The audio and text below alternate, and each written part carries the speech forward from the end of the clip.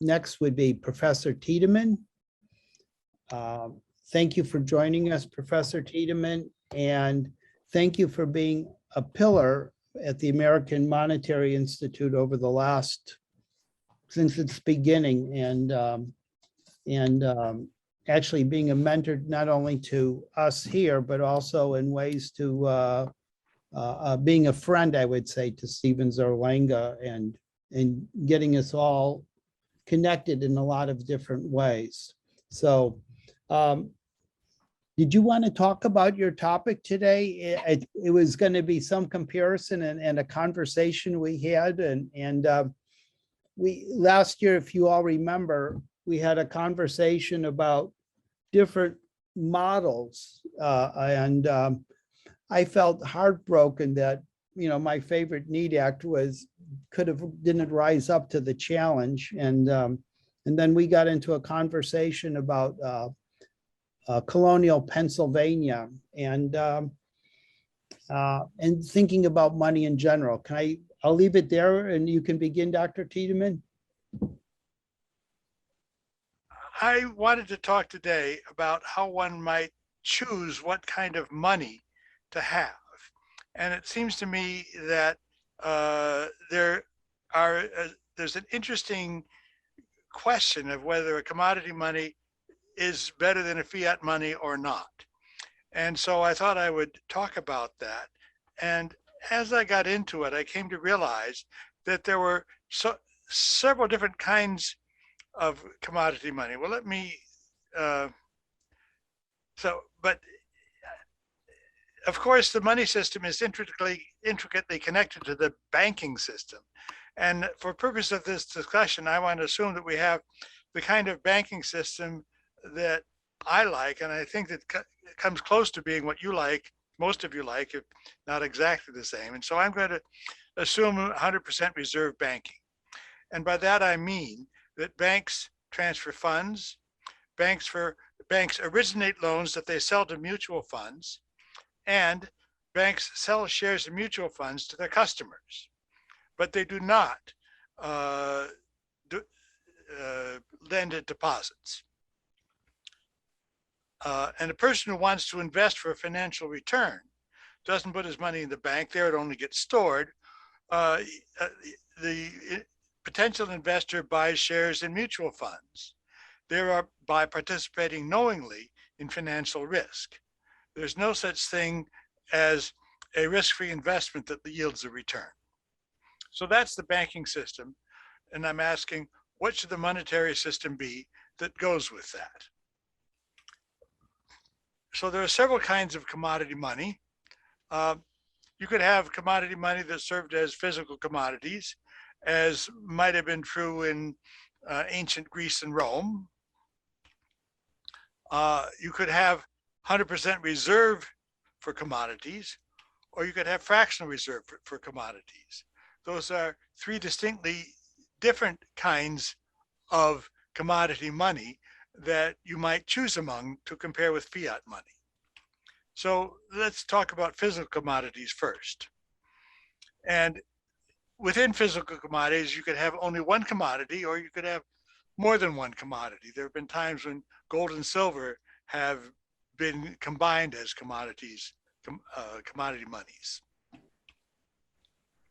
Any commodity money should be durable, recognizable, and high value per unit of weight and volume.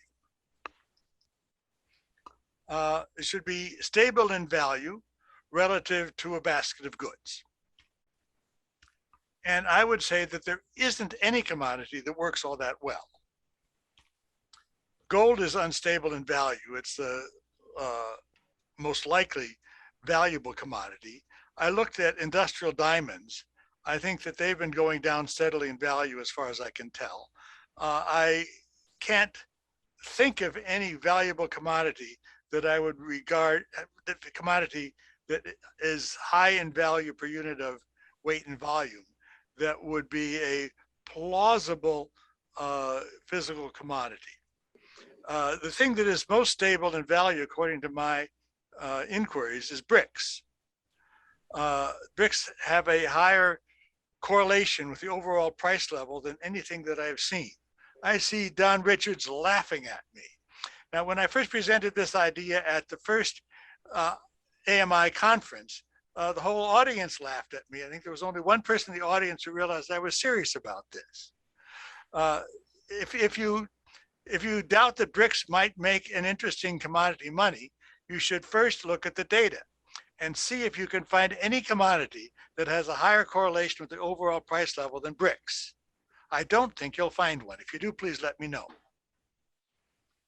But BRICS would not serve as a useful commodity money because they are low in value per unit of weight and volume. You couldn't, it wouldn't be useful to carry bricks around in a wheelbarrow to make your purchases.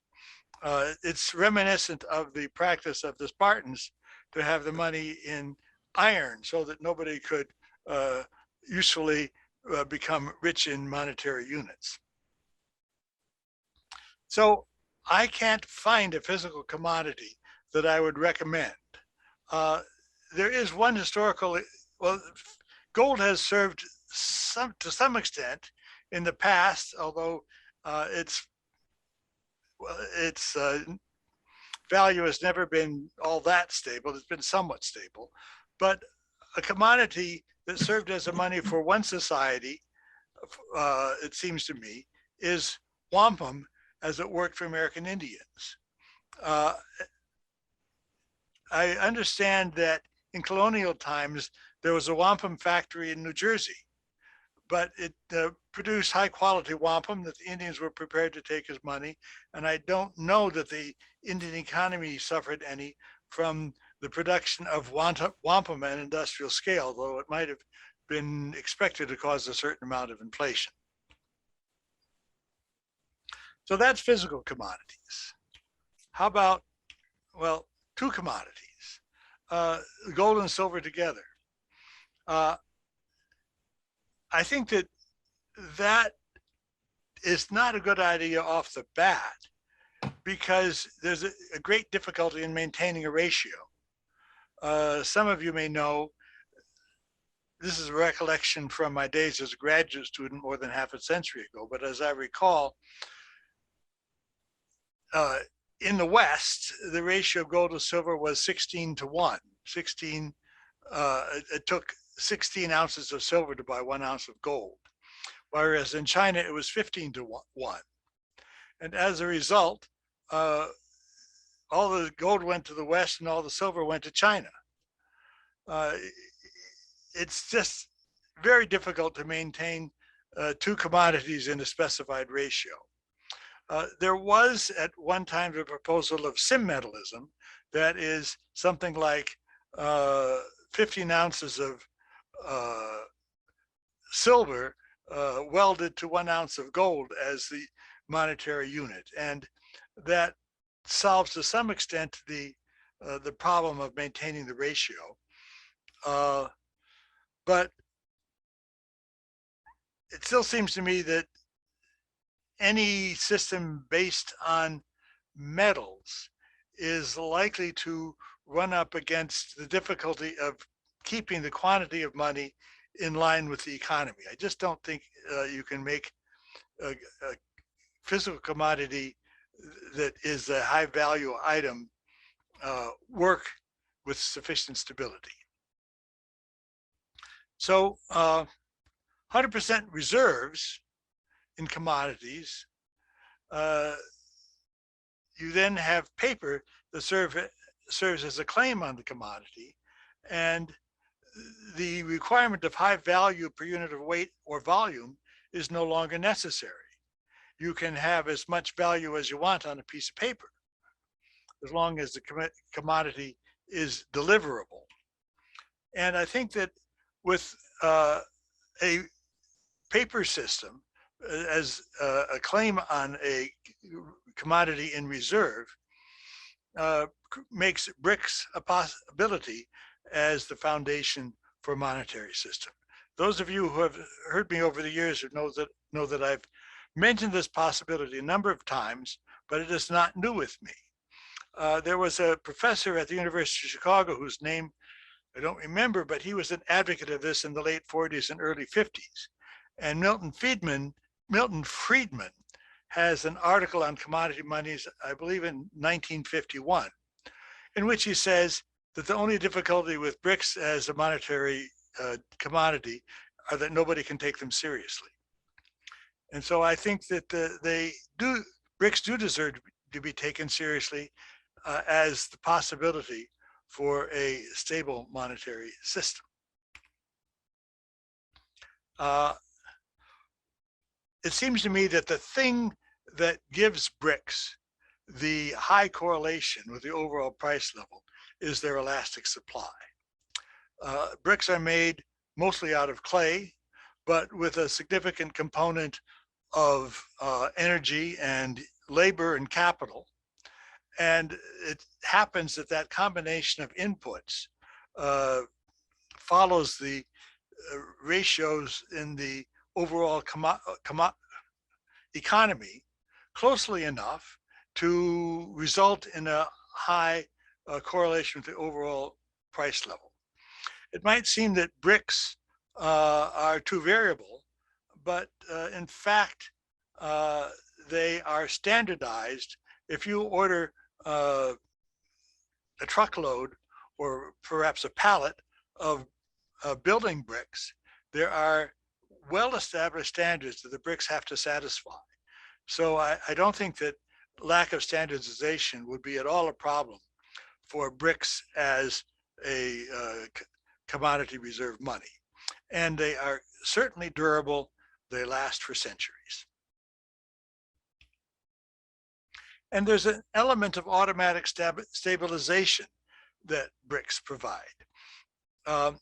If you have a system in which people are allowed to produce bricks and take them to the depository, then in a time of low employment, people will make bricks and take them to the depository, and that will then provide the depository, well, in exchange for the bricks, the depository will give people cash, and the cash will then lead to increased demand and revitalization of the economy. If the economy is overheated, the requirement to provide bricks at a stated price will lead people to take their money to the brick reserve and demand bricks.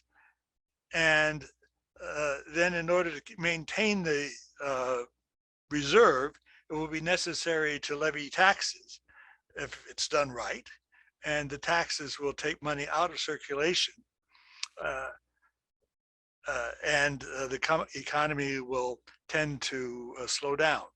So I think that the automatic stabilization capability of bricks, which should also be true of any other commodity, is a valuable thing in comparing the commodity money with with a fiat money system. The price stability of bricks is not perfect, but it's interesting to ask, and I don't know the answer, whether there would be a higher correlation with the overall price level if bricks were a monetary commodity. The price stability of the ratio of the price of bricks to the overall price level hasn't gotten out of bounds too much in the last few decades. It might have gone up and down in a range of maybe 5 or 10%, which is a lot better than the overall price level. But if you look at the stability of the inflation rate, the rate of change of prices, bricks have been more unstable in the rate of price change than the overall price level. So it's not entirely clear that bricks win, but they, in terms of price stability, but they don't do all that badly. A serious cost of 100% commodity reserve compared to a fiat money system is that you have to make all those bricks and put them in storage. There's a similar issue with respect to gold, and I remember that coming up when I took monetary theory from Milton Friedman, that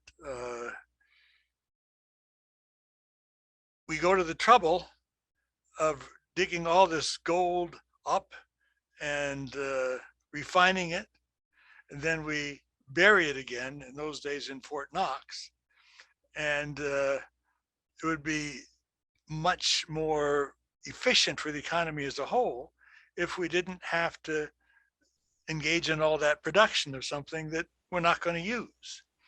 And so that same efficiency complaint can be made about 100% commodity reserve of any commodity, including bricks.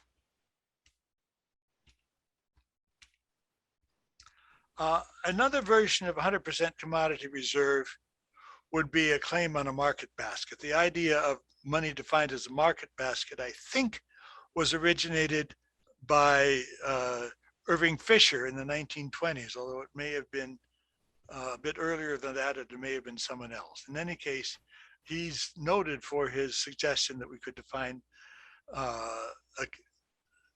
money as being redeemable for a market basket of goods. It was that idea that originally led me to look at the question of what market basket of goods would provide the most stable monetary system. And I gathered data on a large number of commodities and put them into an economic analysis to find the most stable combination. And it came back 80% cement. And it was when I saw that result that I remembered having heard about brick money. And it seemed to me that while you could possibly get a little bit more price stability by combining something else with bricks, bricks would probably be alone better overall because you save on complexity. The market basket would require a more complex reserve, and I haven't been able to see anything in the way of price stability for a market basket that would do as well as just plain old bricks. So then we go to the possibility of a fractional commodity reserve. Don't put a brick in storage for every dollar, but maybe only $1.05 or $1.50. If you have a fractional reserve with paper that serves as claims on bricks, you will want to address the question of what is the optimal reserve. And it seems to me that the optimal reserve would be one that made the best trade-off between what I call outage costs and storage costs. If you have a small reserve, you might run out of bricks. And the question arises, what happens when you run out of bricks? As I see it, if you wanted to have a serious brick reserve on a fractional basis, you would say, if we run out of bricks, we'll put people to work in the kilns and give you bricks as soon as we can, and we'll pay you a penalty price. We'll give you your bricks at a discount for the fact that they were delivered late, maybe 1% a month or something like that. I don't know. So you'd have to specify what the penalty is for late delivery. and then make your best estimate as to what the chances of running out of bricks were, and minimize the sum of expected storage costs and expected outage costs. In any case, it seems to me that while you have to take up somewhat more space for your commodity reserve if they were bricks rather than gold bricks, it would be probably appropriate to have less in the way of guards on the bricks reserve, just because it would be harder to, more difficult to transport stolen bricks and more difficult to find a market for them as compared to gold. So you'd have a saving that you wouldn't need to make so many bricks and store them if you had a fractional reserve. And if you have a fractional gold reserve, you get into the difficulty that with a fractional reserve, you might find yourself in the situation where you can say, if you get into trouble, you can say to people asking for gold, I'm sorry, but there just isn't enough gold in all the world to satisfy all our promises. Now, that isn't necessarily a telling argument, because if you wanted to do everything you could do to satisfy your promises, you would levy taxes on people to require them to come up with money with which you would buy the gold, and the gold could be circulated over and over again in order to satisfy all your promises to deliver gold. But then you would be in the difficulty that if you replaced all of the paper with what gold you had, you would have very little money left in the system, and you'd have to have a huge deflation in prices. So that possibility of deflation when people start demanding gold is a serious complication, a serious demerit for a fractional reserve based on gold. Whereas if you have a fractional reserve based on bricks, you can say to people, you want bricks? We'll make bricks for you. We could have as many bricks as people want. Now, people wouldn't actually want to carry bricks around. They would presumably only want bricks if they wanted to build stuff. But they might possibly want to speculate in bricks and hoard them and store them. And if they wanted to do that, the monetary authority would properly say, just wait a few weeks and we will have for you as many bricks as you want. We will fulfill our promises. That possibility of fulfilling promises is a very important virtue of a monetary system based on bricks. There's still the problem of imperfect price stability. It's not bad, but it's not terrific.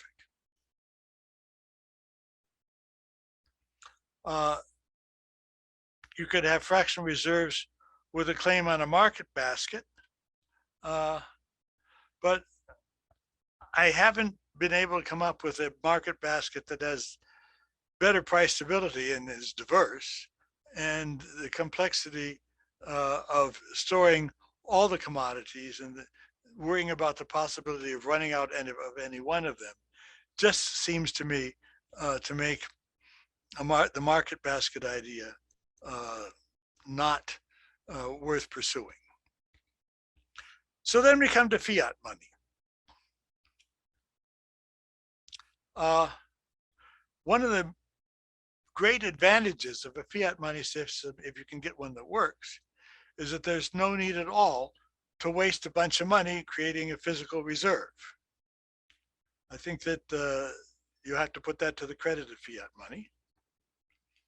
And we had a rather disastrous performance of fiat money in the late 70s and early 80s.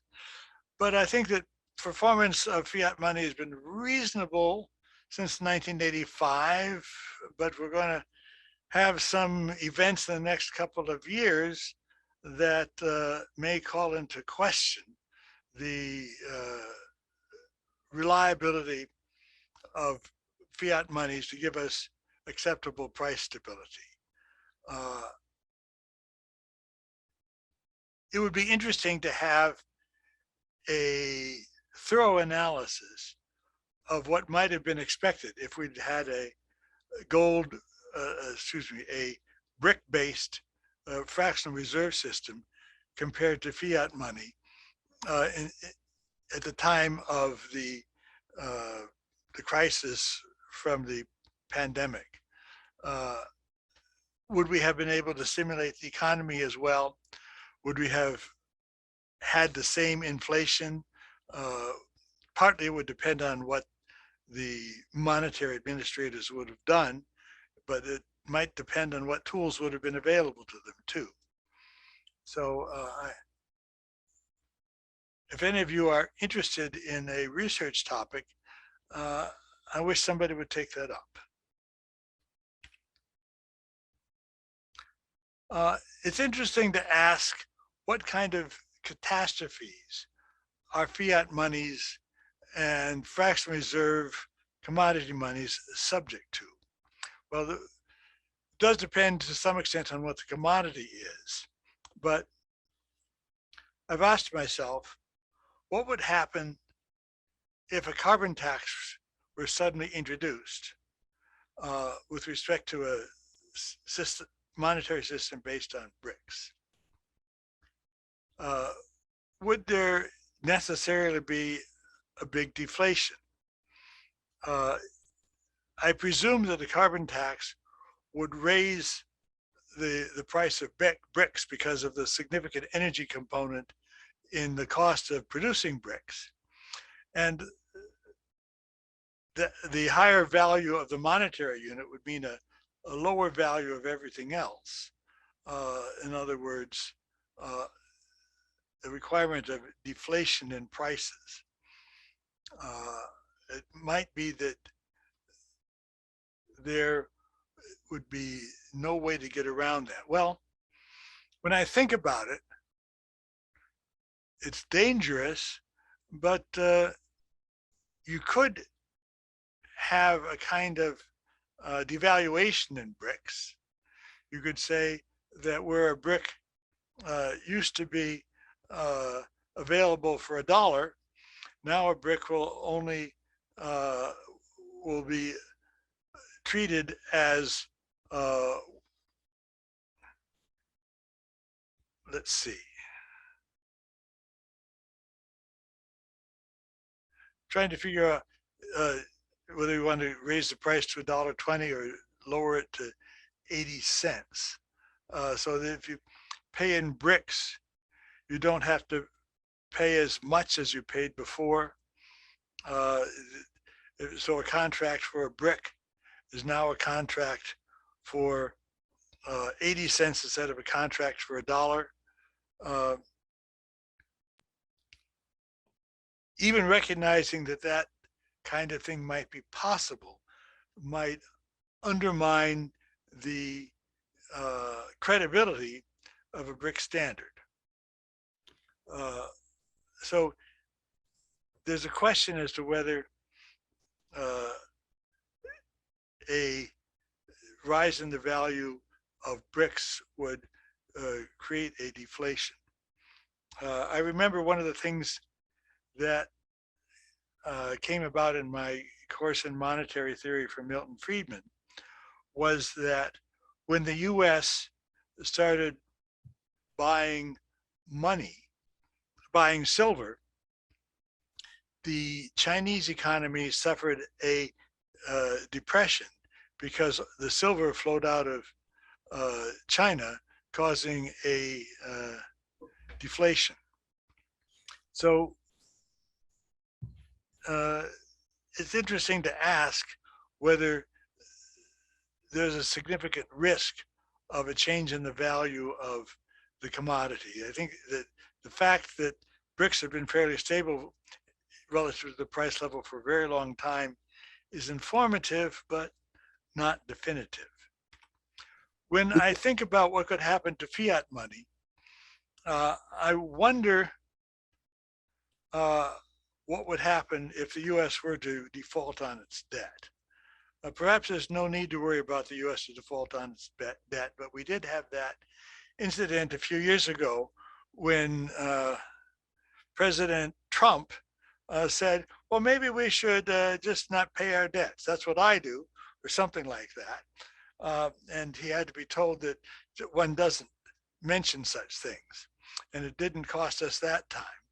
But I wonder what would happen if the Chinese decided that they really didn't want to have their reserves in U.S. bonds any longer.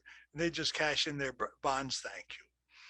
Would we be able to get through such a situation without a economic catastrophe? I don't know. I wonder if people are thinking about these things. So any monetary system has some potential for reacting badly to an economic event that's imaginable. Now, Thank you. We are out of time just about now. Oh, I didn't realize. Sorry. So one more thought before I'm done.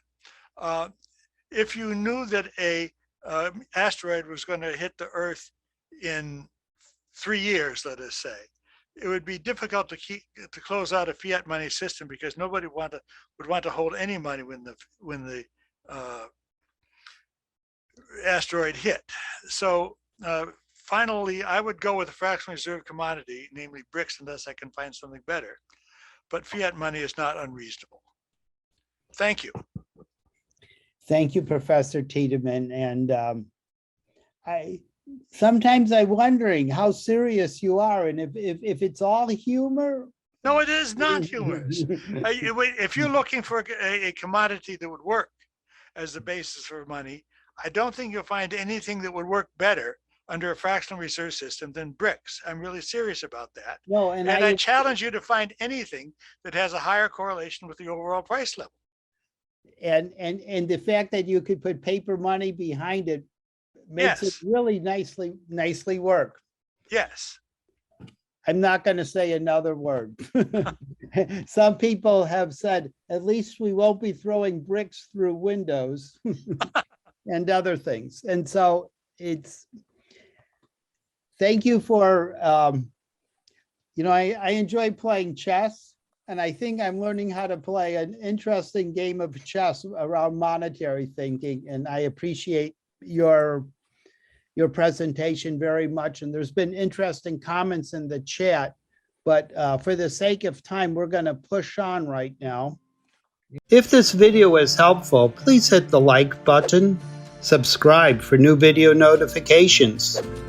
Please consider donating at monetary.org/donate. Don't forget to check us out on Twitter at AMI Monetary or on our website